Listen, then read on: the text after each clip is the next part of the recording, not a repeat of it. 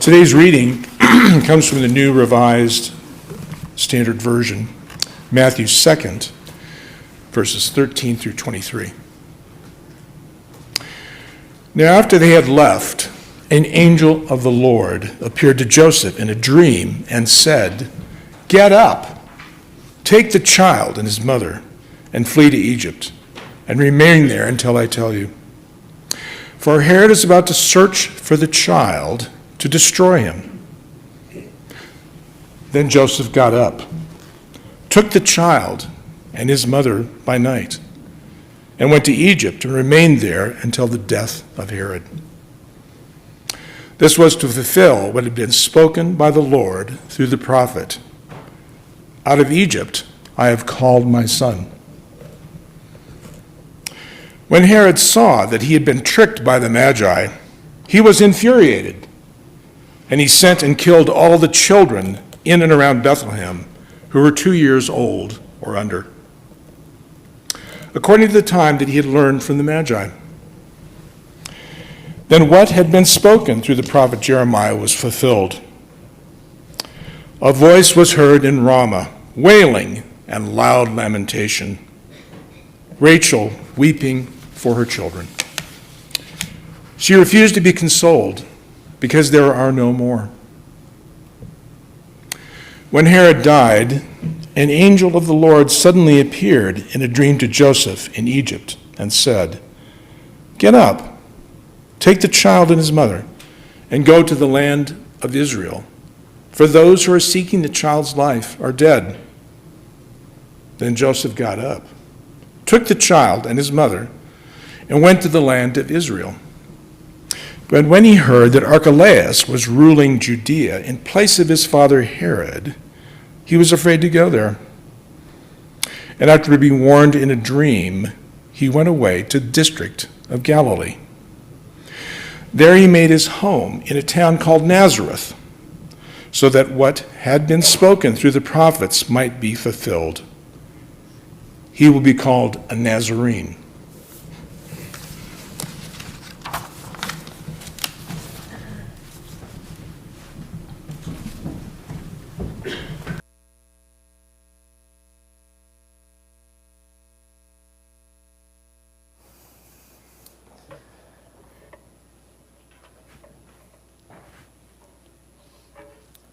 When we look at this text, we might ask ourselves, and what do we see in our mind's eye when we think of refuge? Do we see an oasis in the desert, a beautiful sunset on the front porch surrounded by mountains? Is it a warm place by the fire on a cold winter day? Those might be some things that we see. What do we picture in our mind's eye when we say refugee? Perhaps it depends on our experience or our worldview. Perhaps there are some who would see Jewish Holocaust survivors or European displaced persons from World War II. Perhaps those fleeing communist rule in Korea, Cuba, or Vietnam. These are becoming more of a distant memory. Indeed, when visiting my mom's friend's cemetery, there is a point in life where your folks don't show you where they live, but rather where they will spend eternity. And it was like that when we visited my mom's friend Kate. And so we were checking out her new neighborhood, so to speak. And we noticed a gravestone denoting a deceased escapee from Hungary in the 1950s. And it talked about this person's life coming to Kansas City, coming to be members of their local church, and that was part of the churchyard there. And it talked about something of their experience in putting hope in God. It was a pretty big stone and lots of words there. Now, if we had perhaps maybe put roots back east, we might think of religious refugees. We might think of the Pilgrims of Plymouth, the Quakers of Pennsylvania, the Roman Catholics of Maryland. Religious refuge and religious refugees are kind of in the DNA of our culture and our nation. And some places kind of keep the tradition of welcoming religious refugees. There was a Presbyterian church in New Jersey. It was opposite Philadelphia. And one of the guys, I think it was one of the pastors, was talking about how this church had had that ministry for generations. They had welcomed Christians from China in the 1940s. Koreans and Hungarians in the 1950s. In the 1960s, it was Cubans. In the 70s and 80s, it was Vietnamese, Ethiopians. And he talked about, in his own experience growing up in the 90s, about all the Sudanese who had come to live in their community. We can imagine in this century, in the time coming, perhaps we will see more refugees among those from Burma, Nigeria, maybe even more Christians from the Middle East. What was interesting hearing this man talk about it was that he said that the church rarely gained members among the refugees themselves.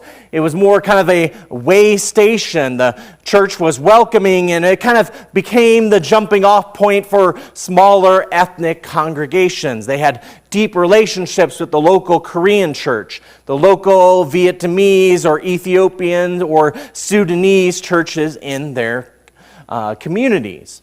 And it was interesting because the pastor said that the church was kind of having a new experience when they had a wedding, when a Vietnamese person married another Ethiopian guy. And it was interesting because, they decided to choose that church because they did not feel comfortable in each other's home church. But by happenstance, both of those congregations had started in the basement of the Presbyterian church. So it felt like a homecoming when the two families met for the wedding, shared very different and interesting food for the reception. And later, the couple kind of felt so welcome that they brought their kid, and their child was baptized because they had become members of the Presbyterian church. So it took a couple generations to kind of pay off or to see as they joined the community. Now, we are talking about refugees because in our text we see Joseph and Mary and the baby Jesus seeking refuge in Egypt. They are political refugees. Joseph doesn't think the pay is better. Mary didn't say, I need to live a little bit more of that city life, and Egypt is the place to be. They leave because they were warned in a dream about the danger that they were in. And they leave at night, and later their neighborhood is filled with the sound of wailing parents. As mentioned last week, the tyrant's mood can change, and the emotional mood of the whole people can change there. And so it was interesting, as Herod was in a murderous mood, that the place of Bethlehem became unsafe for that first Holy Family. Now, they are temporary refugees. They sojourn in Egypt, much like their ancestor Abraham and Joseph, who was the original dreamer. Like the generations of Jewish folk who lived there, whether it was in the time of the Greeks or the Romans who ruled on the Nile, there was a set-up community. They had a synagogue. They had friends. Some, like them, perhaps had fled Herod. Others maybe just decided that they would live in the shadow of the Sphinx and make Egypt their permanent home. We don't really know or have too many stories from that time period. But in our time, we notice that not everybody finds a welcome. I remember the last couple years we saw how some hospitality can be withheld. It was interesting a year or two ago that our city dwellers scoffed and kind of, looked down at the more rural border areas in the south, and they kind of sat there and said, well, that's more of your problem. And the tune changed when the refugees appeared on the island retreats of the wealthy or the downtown city streets. Fast this last year, I was at Ghost Ranch, and I sat down with some folks from Martha's Vineyard who was in the news not too long ago. And, they were starting to bring up kind of some politics, and so I decided to keep quiet and felt that maybe not all the views from the West would be that welcome. It turns out that immigration was and is now a local dilemma.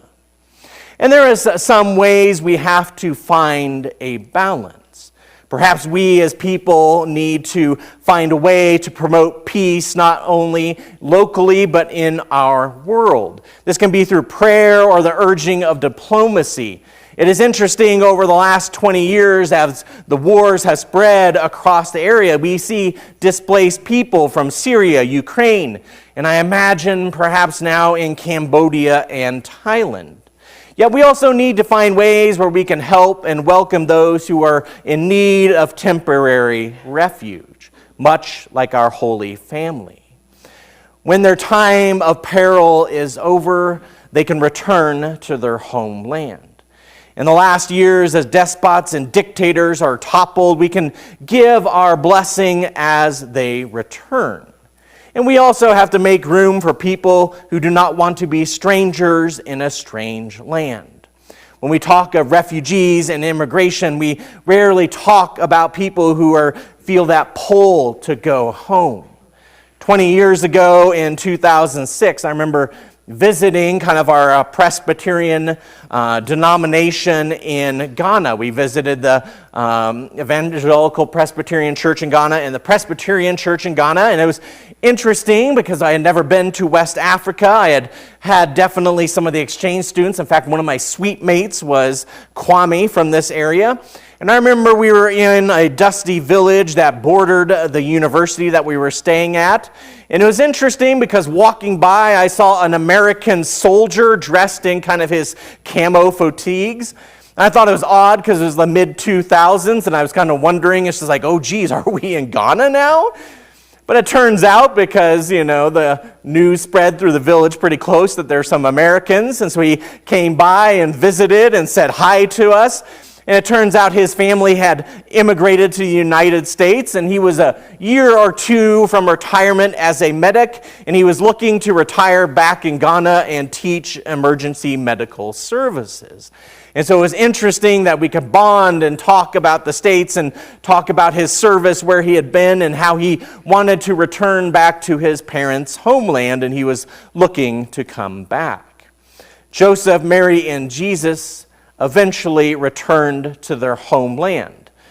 They felt the pull to live amongst the chosen people, to practice their faith in the open, to practice it as part of their living and being. Live in a place where people could understand their language and know they belonged. And there's nothing wrong with that. One of the congregations I served in Missouri, it was interesting that I had such an amazing amount of retirees in the aerospace industry. Now, most of them lived in St. Louis, but you would kind of scratch the surface and talk to people and found out they had lived in Kansas or the Pacific Northwest if they had worked for Boeing. And it was interesting because they had to leave this little small town of Steelville. They had to leave kind of the forest of the Ozarks and go work in St. Louis or these other cities. And they had done that for decades. But they loved the pace of life at the tip of the Ozarks, and so they returned the moment they retired. And it was interesting to see how much of my congregation had lived actually in other places in the States, but had made their life back home. Now, Joseph was not so lucky. He may have wanted to return to his hometown Bethlehem, but Herod's son took over, and some apples don't fall far from the tree, and this one was a pretty sour apple. So Joseph, being warned in a dream, moved to Galilee, specifically Nazareth. And that was a little bit off the beaten track, but close enough to rebuild kind of the local city. It was a place where a working man could make a living.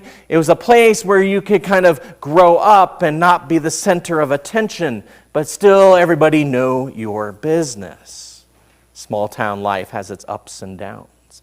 Still, this portion of Jesus' life captures our imagination. So much so that at the end of the 2nd century, Christians in Egypt would write stories of young Jesus' life in kind of the more apocryphal Gospels. They would tell stories of Jesus hanging out with his friends, of living kind of on the banks of the Nile. And many of the first Christians there in Egypt could relate to those stories. Likewise, our modern writers sometimes would ponder what Christ our Lord out of Egypt was like. I remember Anne Rice did kind of a series of books that my mom's church book club always looked at. But it has been something that has kind of captured our interest, captured our imagination. That Jesus, like Moses, spent his younger years in Egypt and then later taught God's law and about loving our neighbors and ourselves. And during this time, we could see that maybe he put people to ease, that maybe he was able to relate to a very different type of folk, a very different type of neighbor. But seeing Jesus as a refugee may give us a new perspective. Perhaps being a stranger once is why we see in the Gospels that Jesus never meets a stranger again. It also helps us to understand the human experience as one who is forced to flee danger. It also shows us that the true courage he possessed when he went back to Jerusalem. This is the place where he knew those in power had tried to kill him as a child and would do so again. And we are interested to see in this story that no matter what happens, no matter where we are at, wherever we are travel, we can find God's will at work. And we know that God's will be done. So we can face trials in our life. We can have courage that Jesus gives us. We can know that no matter where we are at, that God's Spirit will guide, protect, and more importantly, sustain our lives and give us purpose. We know that no matter where we go, that Christ is there with us.